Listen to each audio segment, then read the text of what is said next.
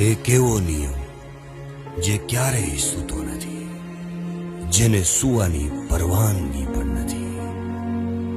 બ્રહ્માંડમાં રહેલા સૂર્યગ્રહથી લઈ નાનામાં નાના જીવને લાગુ પડે છે, જેનું નિર્માણ જગતની ઉત્પત્તિ સાથે થયું છે. માટે ઈશ્વર પણ એને તોડતો નથી, જેમાં કોઈ લાગવગ નથી, જેના નિર્ણયમાં ભલે કોઈ દયા નથી પણ એ નિર્દય પણ નથી, જેનો ન્યાય કાળચક્રમાં રહેલા હિસાબો દ્વારા થાય છે, જે કારણ અને પ્રભાવનો નિયમ છે, જે જીવન તમે જીવી રહ્યા છો, જેમાં સુખ, આનંદ, પ્રેમ, ભોગ, પૈસા, પરિવાર, મિત્રો જેટલું અને જેવું જોઈએ એવું છે નથી.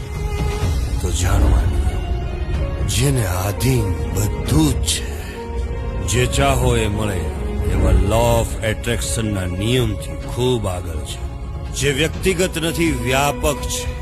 ઘણા બુદ્ધિશાળી લોકો આ નિયમને ઉપર છળો સમજી પોતાને શ્રેષ્ઠ સમજવાની ભૂલ કરી જીવન પૂરું કરે છે. પરંતુ દુનિયાના મહાન ફિલોસોફરો દ્વારા લખાયેલા તમામ રહસ્યોનું બીજ આ સર્વોપરી રહસ્ય છે, જે અટલ છે, જે સ્વયં સત્ય છે, જે સ્વયં સુંદર છે અને જેની ગતિને ભગવાન કૃષ્ણે ગીતામાં ગહન કહી છે. ધ લો ઓફ કર્મ, 20 શ્રીમદ ભગવદ ગીતા.